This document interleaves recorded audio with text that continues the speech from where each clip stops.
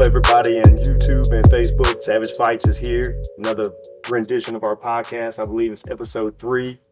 I'm joined with the CEO, my partner in crime, Joey Ford. And we also have a special guest here, Cody Cathey, amateur fighter coming out of Gold Dragon MMA. Speaking of Gold Dragon MMA, we want to thank Lawrence Patrick for letting us use his facility today. Come check him out, 421 Memorial Boulevard in Picayune, Mississippi. I've been training here for almost 15 years and still don't know the address. But holler at Sensei if you're in the area. Monday through Friday, we run in class 6 to 8 for adults. I think Monday, Wednesday, and Friday for the kids, or Tuesday and Thursday? Tuesday and Thursday for kids jiu-jitsu class. 5 to 6. Coming up soon, kids striking on Wednesdays. Kids striking on Wednesdays. Nice. Nice. Yeah. Speaking of kids training, my guy Cody, what you got going on here? I've got some private lessons going on. Do striking, wrestling, jiu-jitsu, whatever the kid and the parent wants to learn. So How do they get a hold of you? Facebook, Cody W. Cathey, or cell phone. What's your phone number? No. You can ask me on Facebook. I'll let you know.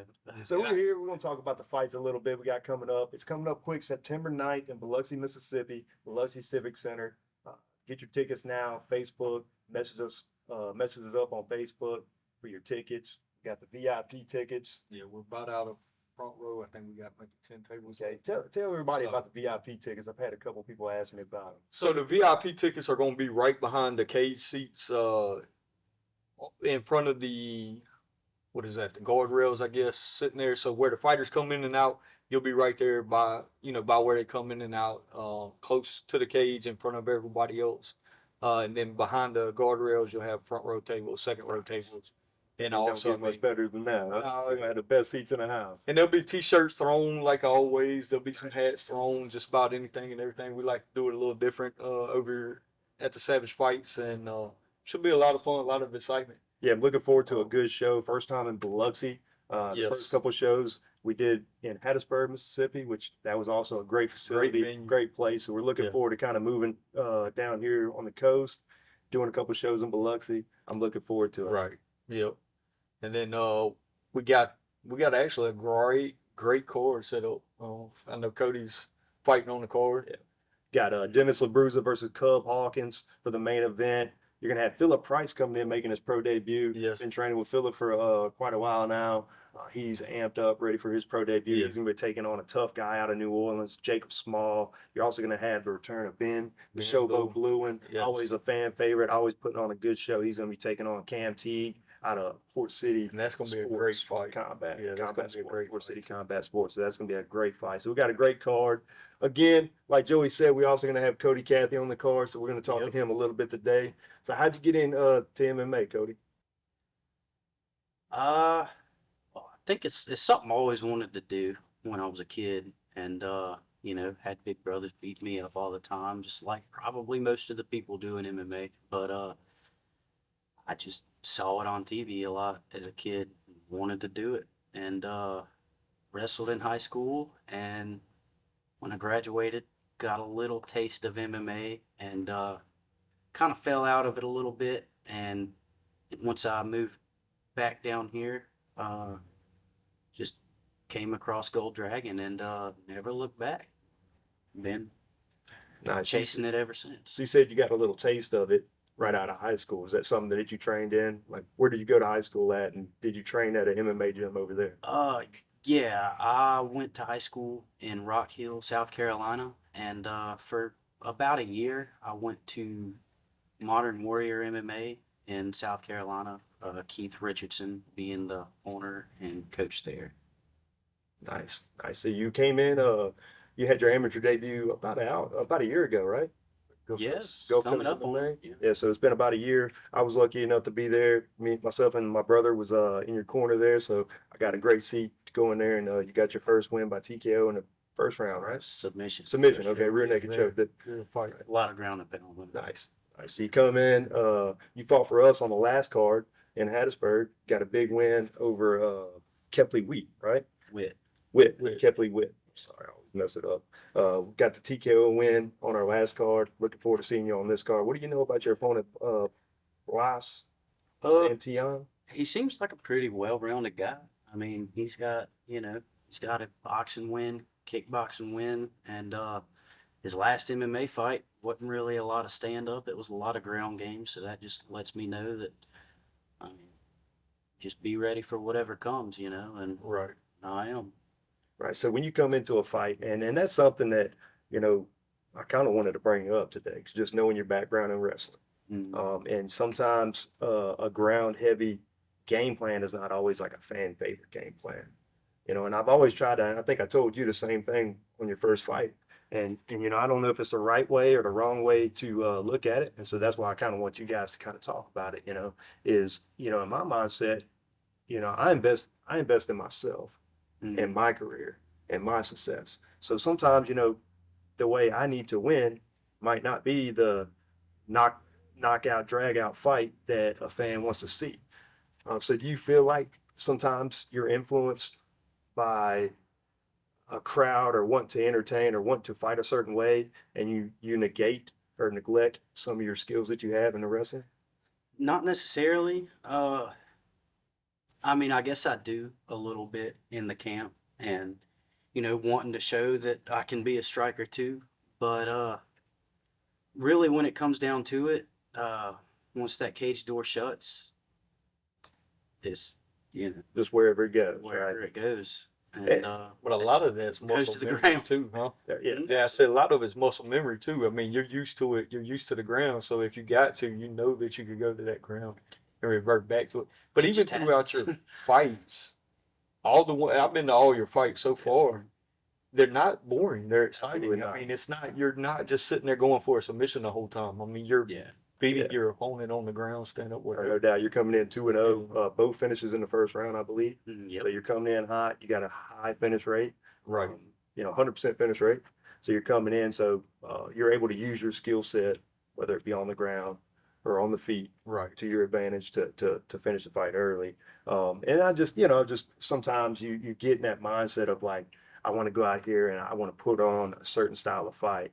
And I think sometimes to a certain extent that is good, because you want to entertain, you want to do this, you want to do that. But, at the end of the day, you kind of got to invest in yourself. Oh, yeah. And you always got to, you always got to plan for that quickest way or the easiest route, to Right. be able to win To a win fight. the So sometimes I think fighters get influenced into fighting a certain way, you know, based off of that mindset.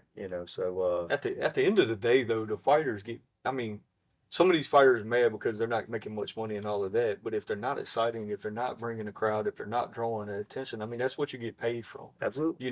But at the end of the day, too, is if you're going out there and putting on a good show, but every one of your things is a loss. Because when we get to matchmaking and stuff like that, we got fighters hitting us up, but they got tons of losses all ending in the first Right. round. Well, chances are it's not going to be a very good fight. It's not going to go further than the first round and all that. Yeah. And it ain't a fight You look at together. you look like a guy like Khabib. You talk about the highest level Oh, of yeah. fighting. He came in 29-0, and for a long time throughout his career, he was looked upon as being like maybe a born fighter. But Right. you look at some of the big finishes that he had too. You got the submission over Conor McGregor. Yeah. He got a submission win over Dustin Poirier. He got a submission win over Justin Gaethje. So he beat and finished a lot of the top fighters, Right. using that wrestling background or using that. The highest level of big names, the biggest names. Right. I mean, it's king, when you have that skill set, it goes where you want it to go, and so you just got to be ready for So you that. just said it right. And so having that wrestling background and coming in and kind of rounding off your skill set and getting yourself a little bit more well-rounded, you always have that backup plan of being able to dictate where the fight goes, whether it be offensive wrestling or defensive wrestling, trying to keep you on the feet. Having that skill set in your back pocket is always just such a good thing to have. And we kind of talked about it a little bit earlier before we got on air. We were talking about you and your wrestling coach, being the wrestling coach here at Picayune Memorial High School, helping out with the wrestling team. Y'all coming off y'all's first year last year. Yeah. Talk about Mississippi wrestling, high school wrestling here in South Mississippi, and how it's kind of growing.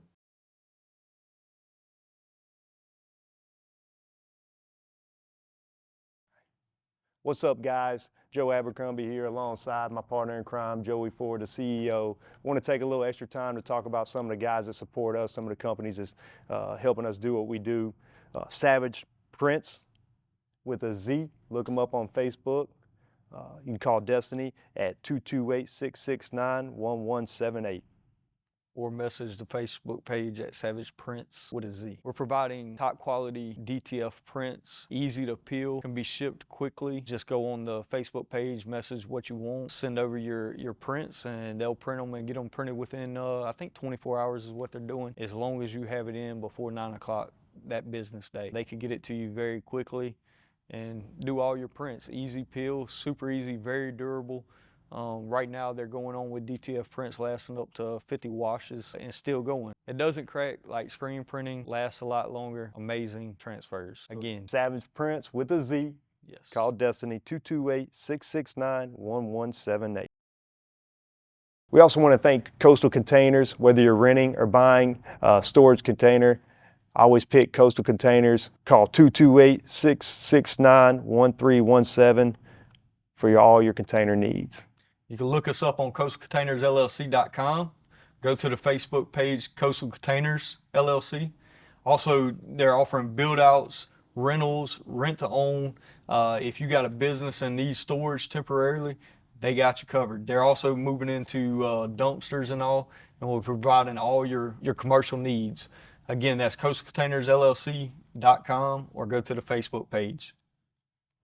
I mean, just in 1 year of being an official sport, I mean, this came a very, very long way. And I've seen a lot of talented kids that, you know, for being 1 year, and there's some teams that have been established for a few years now, but for the most part, you know, there's a lot of talented kids in the state of Mississippi, and not to mention, you know, there's a lot of, you know, cornbread fed kids around here too. So Right. you see a lot of cool stuff in these wrestling matches. And the awesome thing, honestly, is none of them really know that much. So they all go out there and get after it. I mean, you see like just amazing wrestling matches because they're Just scrappy. just all scrappy. It's Every almost like single one. watching a I love jiu-jitsu watching it. competition with like a couple good white belts or blue Yeah. belts just getting after it. Like these Just guys, go after you it. know, it almost gets boring. You know, jiu-jitsu can almost get boring the more skilled Yes. the competitors are, because you got a couple black belts that are really, really, really good at negating each other, you know, and avoiding those bad positions, because obviously you don't want a black belt on your back. So you're not going to take those chances, or you got the skill set to keep them off and keep them out of that bad spot. But I love watching a couple good, like high level white belts or low level blue belts just getting after it on the mat. You know, that's some of the more exciting matches that you'll see. So probably the Yeah. same mindset, kind of. 100%. Yeah.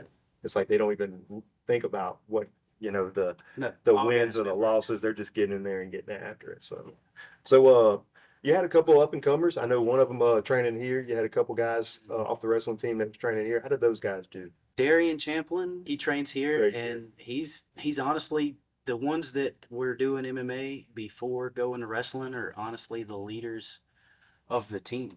You know, the two most game kids on the team are Darian Champlin, who trains here, and Ajay Kolaprath. Hope I didn't butcher that. He trains out at David Gordon's gym. But they're both dogs. You know, they both get after it. They both come in every day, give it everything they got, and it's awesome to see. And that's honestly why I work so hard, you know, in MMA, because I know I got all these kids that are working hard, and I expect them to work hard, and I know they're watching me. You know, my last fight, I had like 8 of the like half the wrestling team at the fight, and that's honestly more nerve wracking than to think my like grandma's there or something. You know? Right. All these, because you know these kids are mean, dude. You go in there, you go to practice after a loss, you're gonna get butchered. It's, Well, you know, that's not, to be honest, though, not to downplay your skill and all of that. You teach, and your teaching is great. I know with Malachi, his takedowns has gotten better. His defense has gotten a whole lot better, and that's 100% honest. You know, seeing him come in here and fight with some bigger kids, or wrestling with some bigger kids and all, and then going over to different gyms and all of that, you see the difference. So I got to say, your coaching and your private lessons, which, you know, we come and do the private lessons. I mean, it's a huge thing. I know Malachi goofs off sometimes. I mean, he gets a lot out of it. yeah, he really does. And To be honest. to be as young as he is, you know, he picks up fast. And I mean, you show him something like I showed him an arm drag for the first time, like maybe last week, maybe the week before. He just picked right up, you know, at the smallest little details. Right. Like it's why I guess it might be because he's young and you know kids that young are a sponge, but I mean he really, you know, Well, for the most part, you make it interesting too for these kids. yeah, And I think we've talked about it before, you know, looking at your wrestling background, and I think it plays a lot in your MMA fighting. And I think you mentioned before wanting to get more fights and all of that, but I could tell you from fighting, and Joe can too, is you're more willing to let your hands go and throw punches and do all of this when you're not worried about the ground and not worried yeah, about being taken down and all of that. So for you, I think that's a huge benefit for your fighting career and what you're doing in the sport. And it's neat to see because, like I said, even still throughout the fights that I've seen, and I've seen or been at all your fights, hmm they're not boring. They're not at all. You know, I mean, they might end quick, but you're very aggressive, very forward, very in your face. And I'm interested to see this fight and what takes place in it. But I just want people to understand that does not downplay your coaching. It's amazing to see you in here and with Malachi the difference that's come across with what he's been doing. I mean I really enjoyed it too. You know, it's got me out of working a side job, you know, from being a firefighter, doing the private lessons, and I mean I don't care if I make that much money doing it. I really come to love it, and I'd spend all day here. I mean, Right. you know, I basically this is my second home now at this point. I spend so many hours a day here, so Right. but I love it, you know. I So- love this place. So I think that's awesome too that you're able to commit yourself so in deep to the MMA game in your fighting career. Because even when you're in here just coaching, not necessarily just training or being a student, you know, I always say, you know, to master something, try coaching because you're going to work out every little detail in your head because you want to fine tune things before you have that student that's asking you a certain question about a certain technique. You want to be able to have that right answer for them. So if you ever want to learn how to do something better, coach it or teach it to somebody. Right. Because you're going to have that mindset of wanting to dig in a little deeper to it. You know, I know some guys, a couple of dads that I know from school, you know, just with my kids and stuff. They've had nothing but good things to say about you. You know, I know I had a couple guys came out and let their kids train with you, and they've had nothing but good things to say about Cody. And you know, not only is Cody a good coach, but he's also a good student. You know, so I've had the privilege and the ability to be able to come in and coach a few classes with you. And you know, you're very coachable, very approachable student, and I think that is why you're growing so much the last couple of years being here at Gold Dragons. You know, just being a coachable student. So. Not I to just make like your to work head hard. too big, but who do you think you're better than everybody else in here? Who's the best one in here? I like making He people. does like to pick fights. He likes to pick fights. If, I we, get- if I you get had to beat say a up. hierarchy, nah. So we talked about you coaching a little bit in high school. How long you been coming here to Gold Dragon MMA? Probably coming up on or more than 3 years now. Okay. And so you also mentioned being a firefighter. You work for the city of Bogalusa. I know your first fight you had a lot of the admin, a lot of the firefighters, a lot of your brothers come out and support you, which I think is awesome. You know, to have that push and those guys supporting you from uh, you know, your work. I think a lot of people don't, you know, maybe they don't understand like you live a 30-year life with these guys. You know, working a firefighting job, you know, you go in for a 24-hour shift every 3 days. You know, you spend a 30-year life with these guys. So to have those guys come out and support you, I'm sure that meant a lot to you. Huh? It meant a lot, especially as a. I mean, I've moved up in the ranks kind of fast at my department, but I still consider myself a rookie guy there. Still a lot to learn. I've only been there for probably 2 years now. Over 2 years, just over 2 years. But I mean, just as a rookie guy, I think I was a year on the job maybe, and to have everybody show up for me, that was meant a lot to me. You know, especially after that big win. You know, they all ran up and ambushed the cage. You Oh, yeah, had it was security wild. pushing them Yeah. back. And that was something I'll remember for the rest of my life. So Everybody else does. being a firefighter myself, I see a lot of, similarities between us and our lifestyles and how we, come in and, you know, but tell us a little bit about the training. I know you had to take a little bit of time off from training here in MMA because you went to the Yeah. Fire Academy at LSU, I believe. Mhm. Tell them about how long that training is and how in depth it is, and maybe some of the similarities. I've always thought that there was a lot of similarities between the discipline and training that you do in the fire service in relation to the discipline and training that you have to be a successful mixed martial artist.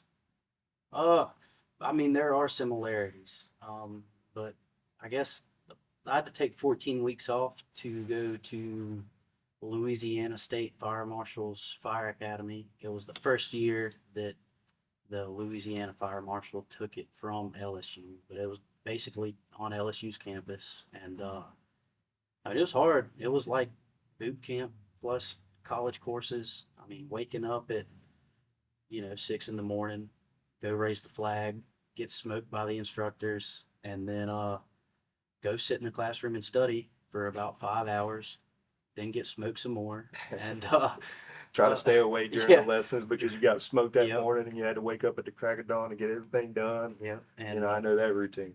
and me being a competitive guy, I wanted the highest grade, and I wanted to be the best during all the evolutions. Not that I was, but I did have the highest grade because I stayed up till like midnight every night in the car studying with a flashlight. So I didn't want to get in trouble. But so I was sneaking out in the car and studying. But yeah, I mean, it's rough, and 14 weeks of that, sleeping in dorms with a bunch of dudes that sometimes you love them, it's all fun and games, and then sometimes, you gotta forget that you do MMA because some people really start testing you. You get locked in a room with them for a long I can time. understand that. I think our fire academy was only 7 weeks when we went to the Mississippi State Fire Academy. And sometimes different curriculums they add in different things. So, but there was a lot of similarities in between, like having to go up there. You spend 4 or 5 days up there each week for 7 weeks, 8 weeks, whatever. You're staying in the dorms. You're trying to grind out in the books because there's a lot of times where, that's the first time that, when I went to the State Fire Academy here in Mississippi, that was the first time that I had cracked a book and actually had to study for a test since high school. I mean, I was going 8, 9 years out of Yeah. high school by the time I joined the fire service. So, I mean, it's rough, man, trying to, you know, build that discipline back up to, I probably wasn't that good of a student in high school, but I didn't study in high school. me That was neither. a big time for me. It was a complete turnaround. Right, but I kind of had that same mindset too about wanting to try to have the best grade point average, wanted to be the most physically fit. Anytime we did a PT test, I wanted to do the best on it. So, and I feel like that's the side, of, that's a side of the training in the fire service that translates into MMA is, just having that discipline and that drive and those goals, because there's a lot of goal oriented things that you can do in the fire service. Yeah. Very similar to, how you want your career or how you want your training to go in mixed martial arts. You might be, hey, I got a mindset of like by the end of this year, I want to grind it out and get my purple belt or brown belt, or hey, I want to fight 2 more times this year and, 3 times this year, whatever. Those goals and those, the little steps that you take to achieve those goals, I think you see a lot of similarities. Yeah, honestly, now that I think about it, I think the biggest one is, they used to get on to them for, I mean, I'm not gonna act like I never peeked at it, but using like Quizlet and things like that and studying, I guess a big similarity there is, you use the study guides and things like that. You learn the answers for the quizzes that you get, and you might get good grades throughout it. But if you're not sitting there reading the book and reading every chapter and going through it twice and then going back and skimming it again before you take the test, it's really comparable with this as far as You're not actually absorbing the putting the material. work in. You're not really absorbing the material. You're just memorizing for a short period of time. So I can understand that where, when you come in and train and you train a certain technique 1,000 times, muscle memory takes over. You're never going to forget that technique. So same, I kind of see what you're saying, like, and you can also look at it from a standpoint of if the instructors in that academy did not want you to look at a quiz, Quizlet or something like that to try to get yourself, it was almost a form of cheating, right? Yeah. And so in MMA, you know, you can cheat your way through a fight camp, but when that cage door closes, Yep. you know, there's no cheating that. So when you show up for that exam, that morning of that exam, and they put you in a room and spread you all out, you're looking at a computer or a Scantron, however they do it. There's no cheating that. Like you got to know what's on that test. You know? Yes.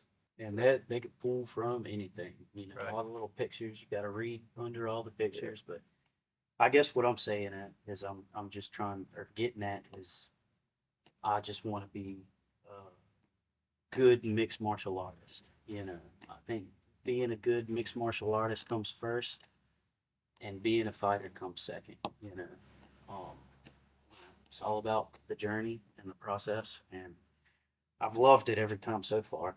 You know, so Right. I like the way you said that. Being a good mixed martial artist is number one. Being a fighter is second. I like how you said that, and I think I see what you're going with that because you know I was fortunate enough in my MMA career where you know I had some success. I won a couple of championship belts, and don't get me wrong, it meant a lot to me to be successful in the cage and be successful in competition. But I think what meant to me the most was how my teammates felt about me, how my instructors felt about me. And I tell you, when I got my black belt in jiu-jitsu, that meant way more to me than any kind of championship that I won in MMA, any kind of gold medal that I won in jiu-jitsu. You know, getting that black belt or any ranking. You know, you just as I can remember, I can remember Mr. Mike Gallo and Sensei giving me my blue belt, and that sense of accomplishment, and that sense of like I'm getting this because my instructors feel like I'm at a good level, you know, to be able to the the right level to be able to get it, you know, and so I think sometimes though that means a lot more to me, and I think that's more of the journey of being a good mixed martial artist, you know, caring about how you treat others, caring about how your teammates and you know maybe other students, you know, look at you and treat you. So giving back to the team. giving back to the team, exactly, giving back to the team. It's definitely a team sport where people don't look at it, but it is because it takes somebody else to sit there and fight against you to make you better. And sometimes you know you watch people, they're just halfway doing it, and their partners over there trying. Well, you're cheating your buddy. You know, you're not giving him the full training, the ability to do all of that. And that's with anything. You know, I read something on the way over here that being a fighter, MMA fighter is one of the hardest and scariest thing. I don't think it's the hardest thing. I don't think it's the scariest thing, but it definitely takes tons of dedication. You gotta, you know, that diet on making weight. If I say that I'm gonna fight at this weight, I mean, is you Putting in the work's easy, you know. Yeah, you cutting down to 55 for this fight, right? Yeah. You was fighting at 170 before. Is that right? Mhm. Yeah, so you know firsthand you're having to diet and stay dedicated on eating the food right this time if you're gonna make that weight. And it's also good to have somebody, hey, keeping you accountable. How's your weight? You know, how you eat this and that. Because a lot of times, I mean, I want to go eat whatever I want, you know, and especially whenever you're cutting that weight, you're just hungry. It don't matter what it is, just Yeah. give it to me. But you know, it's good to have somebody hold you accountable, and it takes a lot of dedication, you know. So talk about holding each other accountable. We're going to have a couple other guys on the card. You're fighting alongside Dennis LaBruza. You're fighting alongside Adrian Smitty Smith. You know, you and Adrian very similar in weight class. Mhm. And so I believe it was a few weeks ago, I came into the gym, was helping out on a Friday night, and it was literally like you two guys here. And I think you had grinded out earlier and got a couple rounds in. Smitty walked in. But you know, and despite the fact that you were probably a little bit more tired than what he was because you had been training for a little while, you still put the gloves on. Y'all got some really great rounds in. Oh yeah. And so I think that's holding each other accountable. Oh, You know, because you knew he had a fight coming up. He knew you had a fight coming up. You know, get out here and push through fatigue, push through, you know, whatever else is going on, get some good rounds on the mat. You know, I think that really is pretty cool. You know, Oh, you yeah, guys it's never are an very easy light round holding. with Smitty either. Ever. he's interesting to watch too. I mean, I like watching. Yeah. We got a lot of great fights on this card. You know, a lot that's going to be unsure which way to go. You know, and I'll say this real quick about and this is talking about every promotion, every fighter, whatever it may be is. So too many fighters call us up want easy fights. Just facts. A lot of people don't want to get on our card, don't want to fight for us because you have to take a fight. It's a challenge. You know, and I'm gonna say this, and it might make some people mad. It is what it is. You see these promotions putting on ticket sellers and just worrying about selling tons of tickets because that's how they make their money. I get it, but at the end of the day, at Savage Fights, God's blessed us and given us everything that we can possibly dream of. And the thing about it is, I want to glorify God at the end of the day. I'm not worried about all the money coming in. Now we need to make money to sell, but the fans are paying to come watch a fight. The fans are paying to come see a great show. And I feel like here at Savage Fights, that's what we put on and what we try to do. You know, we don't just we don't have tons of ticket sellers on and haven't had them on a lot of the fights, but banger of cards, you know, the great fights, a lot of excitement, stuff like that, you know. And I think that's what we do different a little bit. Man, Joe runs the commentating side and killer with it. You know, Josh is doing these matchups. I only get involved on the Savage boxing and the Savage fights and stuff like that. But man, Josh kills it. You know, Yeah. I can't do it without you guys. Can't do it, you know, without him. And not only that is, man, and this is saying something about you and man, even Josh Son Jensen and all of that. These guys here hustling and getting things done. Man, the whole back is set up with shirts, buckets, hats, all of these things. That's everybody. That ain't something that I've done. That's something that, you know, Josh, you, Well, I'm Jensen, glad you brought it up, man, because and everybody's. you know, especially, you know, everybody always talks about small business. You know, support your local small Oh, yeah. businesses. You know, this fight promotion is no different. Oh, yeah. Man, we're just a bunch of buddies that want to get together, put on a bunch of great fights. We're lucky to know a bunch of good people, a bunch of good fighters that we put on the card for, you know, everybody's entertainment. But, you know, we got the wives in the back folding T-shirts, Oh. put them in the buckets. You got Jensen, you know, we got the sons and the kids, you know, Yeah. selling hats and selling sweatshirts, helping set up the cage. You got Dennis, who's going to be our main event. He helped build the cage, Right. You know, he helped fabricate it. So, you know, Put the it stands, really put takes the an army. cameras and all. Yeah. And, you know, I don't think sometimes people understand how much a like or a share or a subscribe, Oh, how yeah. much that means to us, you know, because, you know, every little bit of support counts, man. Right. If you can like and share something that we share on social media, Brian, you know, guy behind the scenes, he's always grinding out, putting a lot of cool motivational videos out, a lot of clips from some of our fights. He's been putting a lot of the whole fights out there from our last show, just because we want people to be able to see it. Maybe you were busy that night. Maybe you couldn't make it to the show.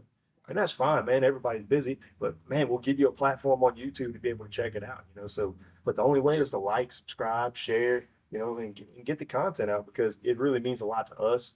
And like you said, we want to put on the best fights possible. We want to be, you know, And it put on ain't the most. cheap. We want to put on the No. most entertaining show. And Yeah. of course, it's not cheap, you know, but we do it for the fan. We do it for the love of the sport, Right. and to be able to maintain that. You know, you got to have support from the fans. So we do all appreciate everybody liking, subscribing up to this point. But man, let's keep grinding, man. Let's get better. Yeah. That's all we can. And that's the thing. At the end of the day, like you said, speaking of small business, you know, and it's bad in the society that we got today and we generated today is you got buddies that call you that want stuff for free and want all of this instead of supporting you.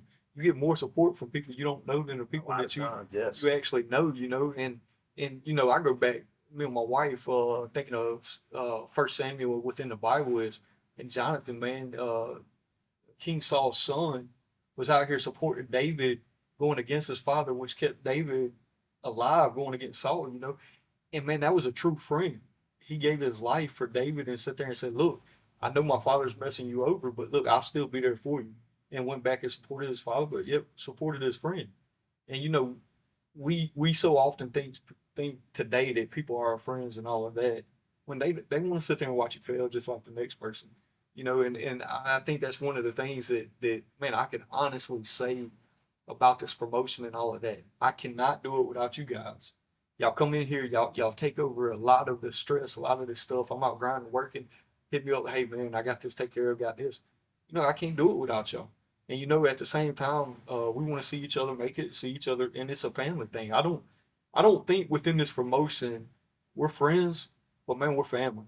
Even the fighters that come along are family to us. You know? Absolutely. We want to see them succeed and see them I think go forward. You I know? think I've built a relationship with every fighter that's come through Yeah. in the last couple, you know, the two fights that we put on and you know, meeting some of the new fighters too that's going to be fighting for us on this upcoming show. You know, so but you build that bond, you build that relationship. I got the best job in the world. I got the best job of everybody. I get to sit. I got the best seat in the house. I get to watch some good fights. I get to come out, talk to cool people. You know, I got the best job. I mean, I love what You I get to talk to all the I fighters get that to talk come to in, everybody, interview, man. So find their best.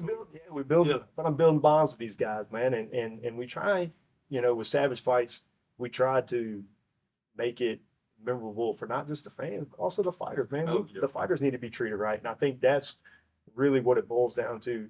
What we do a little bit different is, you know, having that background in the sport where, you know, coaching and competing, we can kind of fill those voids that we felt like were there throughout these last few, you know, these years of us competing and being in behind those scenes, you know. So, Right. So it's definitely a blessing. yeah, we talk about accountability a little bit, and we were talking about Josh, and I don't want to, you know, harp on, you know, Josh is kind of like the guy. He's always grinding behind the scenes, Oh, you know, and I think he's a very, you know, influential coach here at Gold Dragon MMA. I feel like we got a lot of great coaches. Billy really do. Stocksfield, Derek R. Smith, of course, the big boss man, Lawrence Patrick, Clay Campbell, did I say Ryan Gaucher? I think I'm not sure. And you got and- Brock. Yeah, Brock. We got a lot of great coaches. But something that Josh did, you know, in the thing with everybody that I just mentioned is we're all at different points of our life as far as what we have going on and how much time we can contribute to the sport. Right. And I tell you, man, my brother is probably one of the busiest dudes you'll meet. He's got 4 kids. Yeah, he's got almost a full basketball team of kids. You know, he's got kids that play sports. He's got girls that dance. You know, play soccer. If you name it, they do it. And you know, he spends a lot of time matchmaking and grinding. But talk about a little bit. I know for the last couple of years, just with some of the other coaches being a little too busy, he really put the MMA program here at Gold Dragon kind of on his back. He's somebody that you can count on being here to coach just about every Monday and Wednesday. So, Yeah. what type of influence has he had on your career? Where you're at right now? Well, I mean, he's just been there. You know, the first time I competed under Gold Dragon's banner was a NAGA tournament. It was him and Billy Stockstill.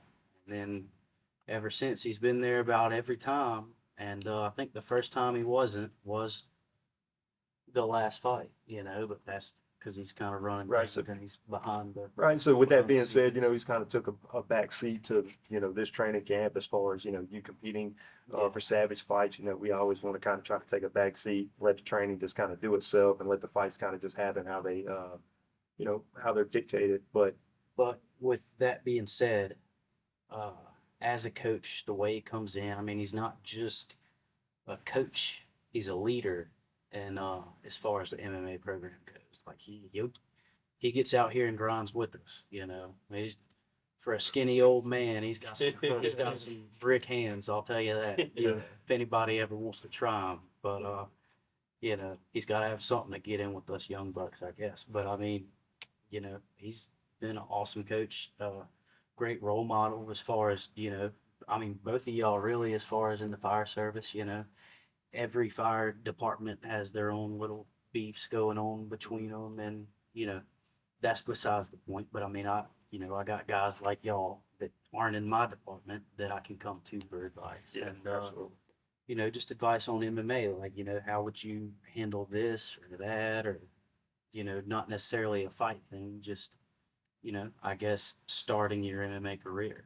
So I've been extremely blessed to come across this gym and to have this kind of family, you know, and especially the style of fighting we do, it couldn't have matched me better, you know, our jiu-jitsu, very top heavy, grindy jiu-jitsu, and that just matched me perfectly. Like I'm right at home here. So not just Josh, but all the coaches really. I feel like I've created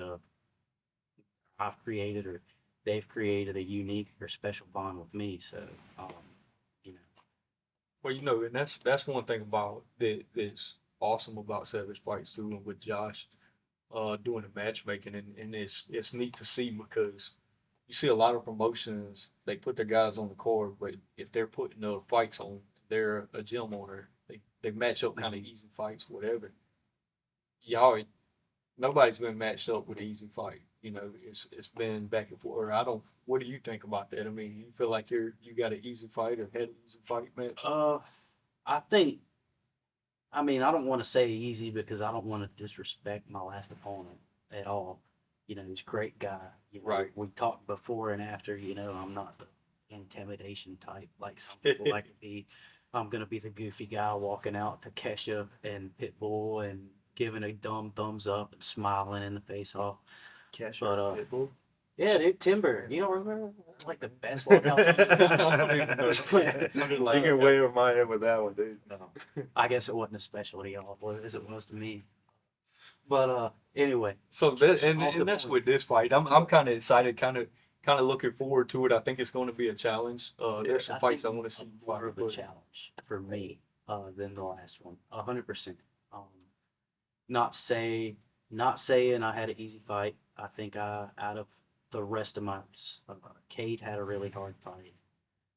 That Owen was a Sears, he banger. was game. That was a You know, banger. Fight of the night. But you know, I think as coaches, and the way Lawrence Patrick always treated us when we were competing is, you know, he wanted a challenge. He wanted you guys to go out there, or he wanted us to go out there and be challenged. But you know, to an equal playing field. Mhm. You know, went around, we talked to a bunch of coaches, Ray Lopez being one. You know, he always Nate. puts his guys out there against top competition. David Gordon, you know, he's still fighting, you know, and still competing, but he also, you know, he owns a gym. He's got guys competing, you know, so he's always trying to match his guys with the best guys that he can find, you know, for a good, tough challenge. Right. So I think a lot of coaches had that mindset, but I think Josh takes that mindset when he starts matchmaking, you know, and he wants to not necessarily just, you know, any guy representing Gold Dragon or anybody that, you know, he's in a close friendship with, you know, whether it be at Gracie School, whatever, you know, he always tries to find that good challenge for him, because at the end of the day, we want to put on tough, you know, good competitive fights, you know, and it's hard sometimes on paper. You know, you get a guy like Cody, you know, who a year and a half ago you were an 0-0 guy, right? And so, you know, we got to find you somewhere, you know, 2 0-0 guys, or maybe a 1-0 guy versus a 0-0 guy. And now, you know, then you're 1-0, so we got to find somebody that's maybe 2-0 or 1-1, you know, something along those lines to try to, you know. So sometimes on paper it's a lot harder to do, and we've been lucky and we've been blessed a lot to have the competitive fights that we've had on our shows. And I think, you know, September 9th is going to be no different. Oh, yeah. And again, I mean, I can't say anything different. That's one of the things as fights fell through or come about, you know, guys just blessed it for them people to, you know, step up and take a fight and end up being better fights than what we planned to begin with, you know. And that's the way I run my businesses and the way I run, try to do this and no different. Josh calls me stressed and I'm like, man, guys, in control. Let's just see what happens, you know. And it's neat to see. I'm excited about this card. I'm excited about these fights. I think that you know, and we talked about it before. The Cub and Dennis fight is not a fight I wanted to see right now, but it just fell in. I like Cub, I like Dennis, but this fight could go either way. You know, Yeah, I think it's a excited. fight that you get two guys going out there.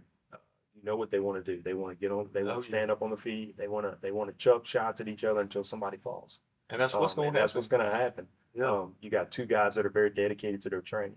Two guys that you know, have very strong work ethic as far as getting better and want to improve. And every time you see these guys compete, they're a better version of themselves than they were previously. So, you know, they're always out there grinding hard, training. So I think we got a banger main event. We got a bunch of banging amateur fights, you know, coming up, you know, or undercard, whatever you want to call it, to fill in. You know, again, we talked about Philip Price making his pro debut. That's And a he's long been time off for a coming. little, off for a while from fighting. Yeah, I think it's been about a year and a half since his last fight. So he's coming in. He's another fellow firefighter of ours, brother of ours, representing the city of Long Beach Fire Department. And Jacob Small, and Jacob Small is a very experienced professional fighter, training with Mid City MMA out there with Sean Gayton. Great camp, great gym. A bunch of good guys coming out of that camp. So that's going to be a great fight. Looking forward to seeing Phillip finally get a chance to make his pro debut. Cam Teague and Ben Blue, and again, That's those guys are going to come out. see. Both those guys are really just they both have just come forward, aggressive style. So it's going to be cool to see, how that one plays out. Well, I'm excited because I'll be honest, Ben's last fight, I don't think we've seen all of Ben, and I don't think that, David's a strong opponent, very, very forward in your face opponent, and I think Cam is too. I mean, he's undefeated right now. I think he's 3-0. But man, Ben's game. Absolutely. Ben comes in, throwing, Ben stands right there and takes a beating and keeps coming. And so I think this is a fight that the fans want to see. I think that it's a fight that should happen. I'm excited about, again, not only these pro fights, man, the undercard. I mean, or the amateurs. I think that there's a lot of big fights within that. A lot of every fight could go either way. Mhm. And that's what people don't realize. Even the Dennis and Cub fight going either way, it could end in the first round. Them were heavy hitters. And you've seen it with Cub. I mean, they got kind of the same record, and people on Facebook and all, they're underestimating Cub. But man, Cub's got 3 knockouts, all within the first round in bare knuckle. Yeah. And On top of the ones that he has in MMA. In MMA. I think between the two I counted the other day, they're well into double-digit first-round knockouts. yes, and Dennis has a lot as well. It's going to be a very interesting matchup. And also, let's not downplay the fact that these guys are going to be chucking leather in 4-ounce gloves. So they're going to be doing savage boxing rules. They're going to have some clinch opportunities. Some clinching opportunities. So there's going to be a lot of good inside fighting. And sometimes I like the inside fighting as much as I like the guys that keep the fight at range. Right. I like the dirty, in-your-face style of fighting sometimes. Yes. So that's very entertaining, very fun to watch. Those almost like a battle of attrition. You see like guys talk about football and they talk about the line, the battle between the line. Because that's an in-your-face. The quarterback, he's going to drop back and he's going to have some space and hopefully throw the ball. But the battle in the trenches, right? Mm-hmm. And so that's what I think I've always been intrigued about, like, real good inside fighters like Diego Corrales, old school boxing guy, like, man, that dude would mix it up inside,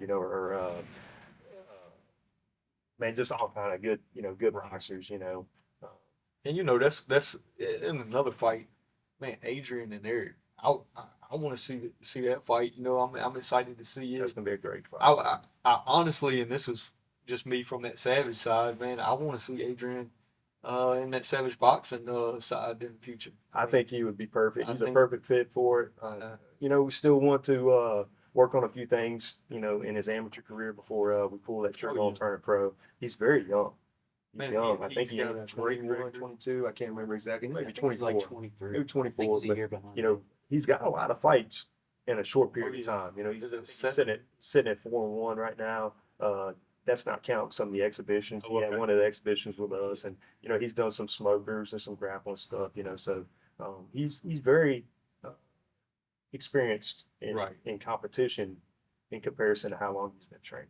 Right. But he's young. He's got a long time to be able to fight and compete. So a guy like that, you got to make the right choices as far as when you turn pro and this and that. And he could turn pro and be successful tomorrow. He can turn pro and be successful on this card right now. But I think he has that mindset of him wanting to grow as well, as a fighter and wanting to improve. So it's just he's got a lot to bring to the table. Exciting, interesting to see. Yeah, I think I've said it before. With a guy like Smitty, the sky's the limit. With a guy that age. And the problem comes back into dedication. Just you gotta be dedicated. You gotta stay focused. And his fight, out of Ray's camp. I mean, them.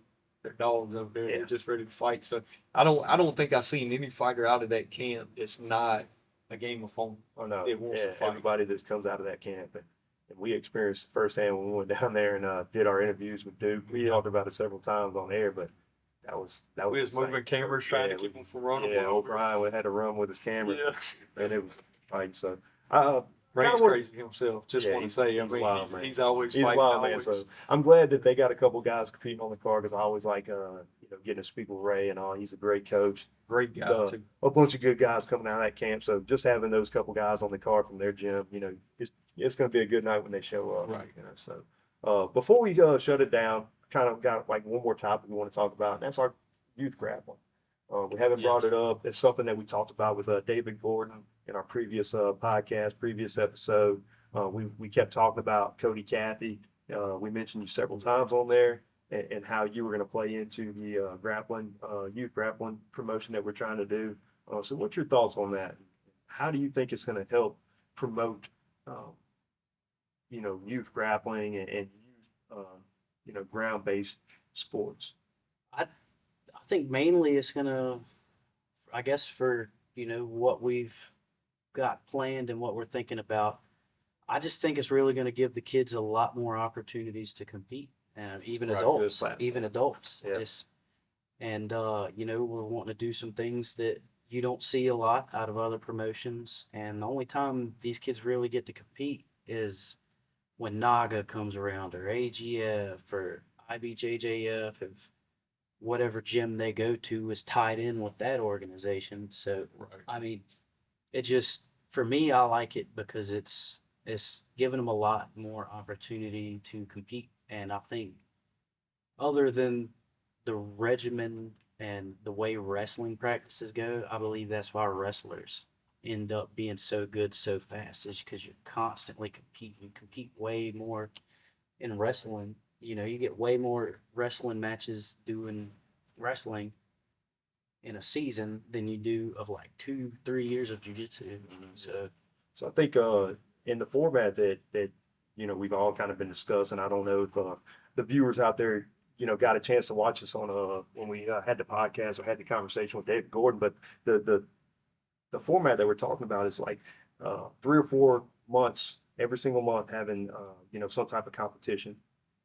Take a couple months off, maybe have another 3 or 4 months consecutively Right. with competitions, and then what we're going to do is have like a point system where you're going to take like the two best guys or the two top guys in that weight class or that division and let them have high level match Right. in the cage, under the lights, for a big show. So Yeah, like kind of you give a do. big show feel. So I think the youth, I mean, that's such a huge platform to be able to have a kid, experience, just talking about like youth sports. My kid, he plays youth football. And the last few years, we've had the championship at USM, at the college, Southern Mississippi, in Hattiesburg, and Right. Big turf field. I mean, just big old bleachers. I mean, it's not the biggest stadium in the nation, but It's still those neat. kids, like, they're never going to forget that platform. So I think that's cool that we're trying to develop a point system. We're trying to develop a way to where we give these kids a big platform to be able to experience it and get that big show feel. I think that's going to be really, really cool to watch and see how it develops. Right. And I think it's neat. I mean, for me is when Malachi gets in here and starts training and all of that, when you tell him, hey, competition coming up, it gets a little more serious. Or if you're like a week out, it gets a little more serious. But the thing about it is they also need those breaks. Well, I think we took off for 2 weeks or something like that. We trained hard and took off for like 2 weeks. And then it's hard getting right back in it. But once he gets back in it, he's all right.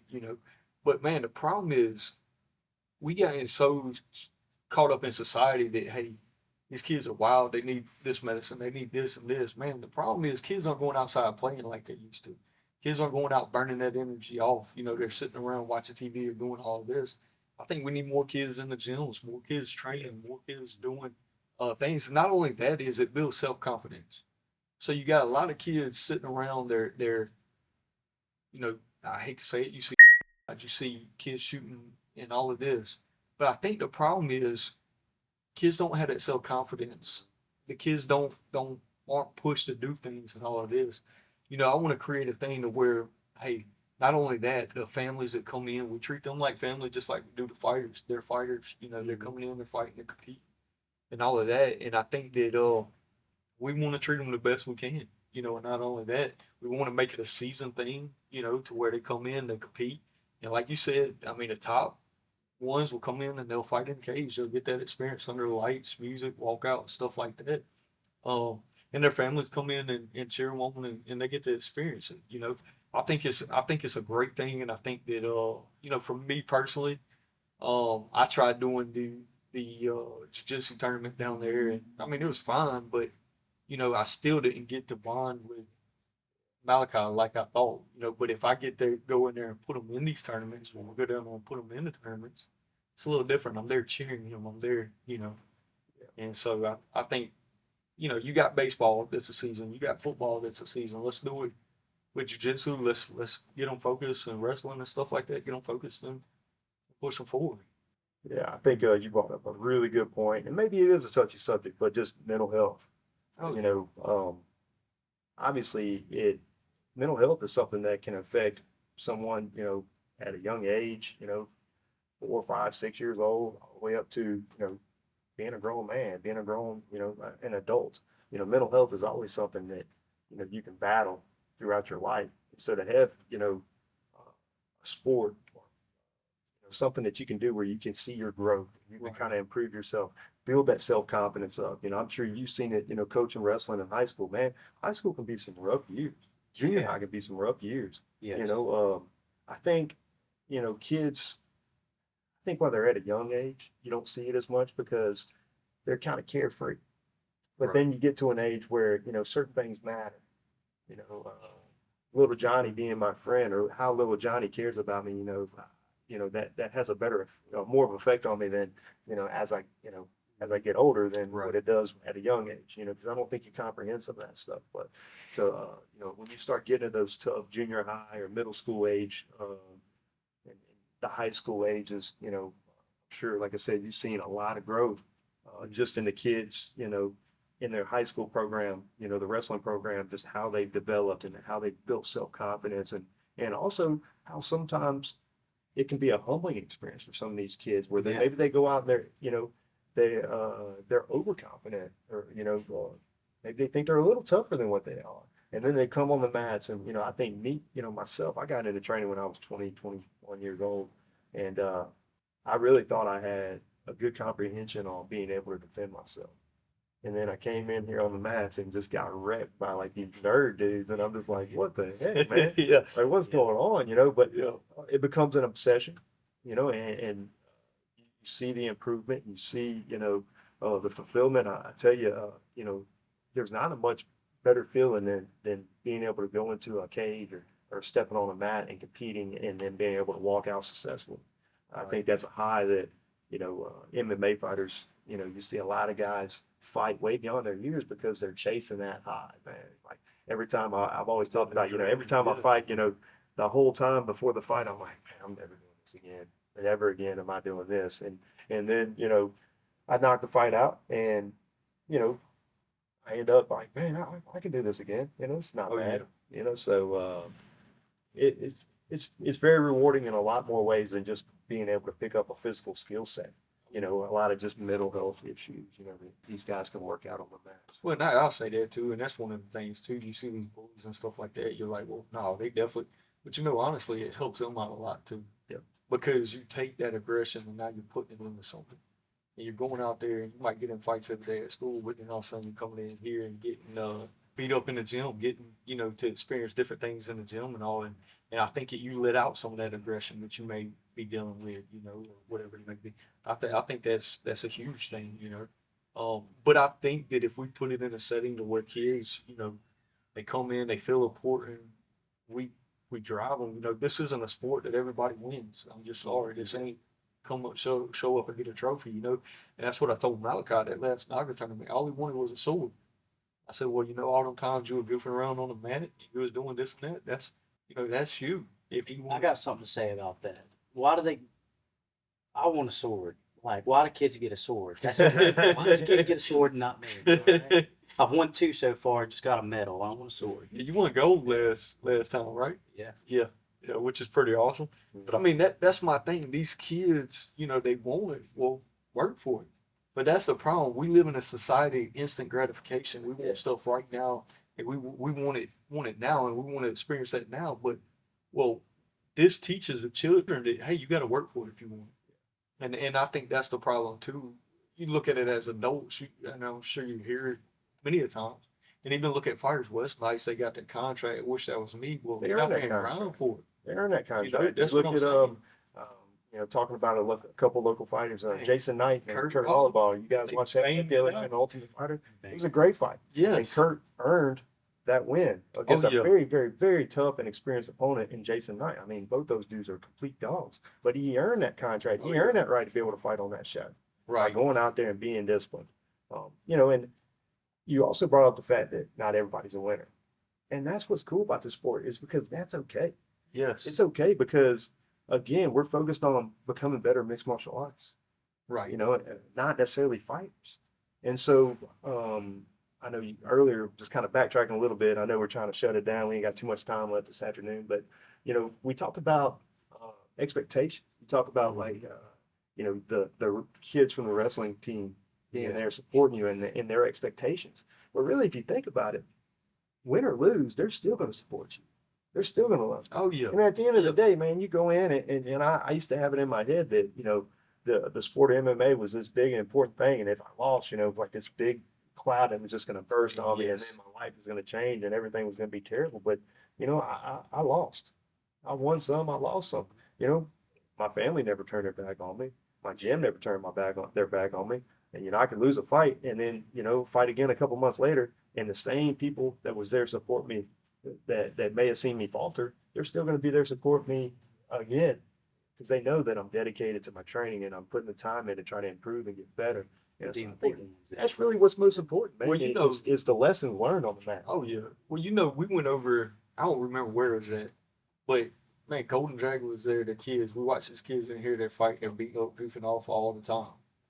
Well, it shocked me because we went to one of them tournaments and Golden Dragon kids were there or whatever. Well, when a kid loses, normally they're joking, picking on each other, but they were quick to be like, man, it's all right, man. Look, we're going to work on this. We're going to get better. We're being good teammates. And man, they're young kids. But you learn that in the gym and you learn that within training.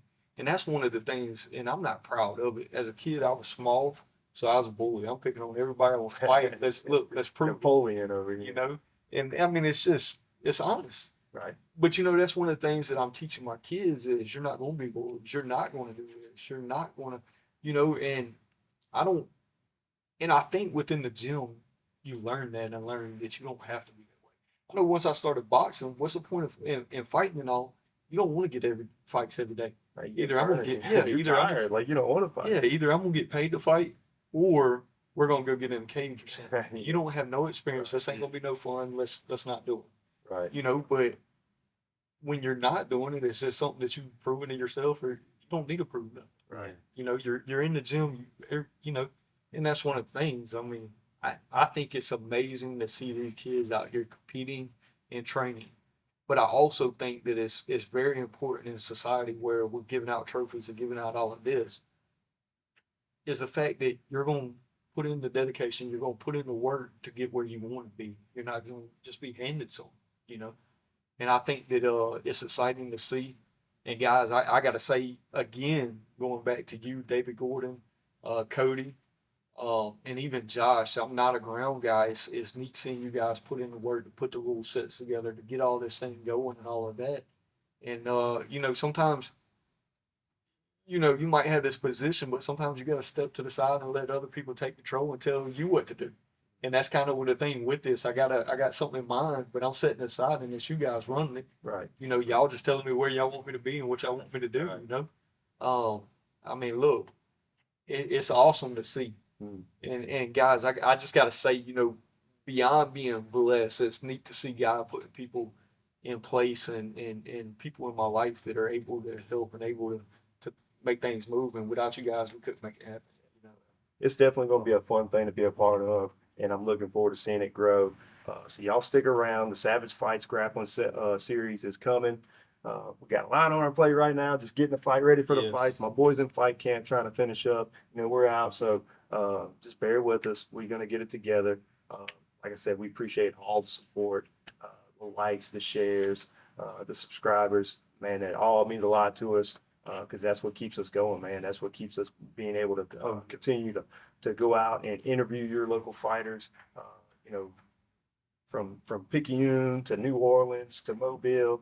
We're trying to get out. We're trying to build a platform for these fighters to be able to talk about themselves and share a little bit about themselves rather than just that 15 minutes of fighting that they do when you buy that ticket and go watch them. You feel like you kind of invest a little bit more with the fighters that way.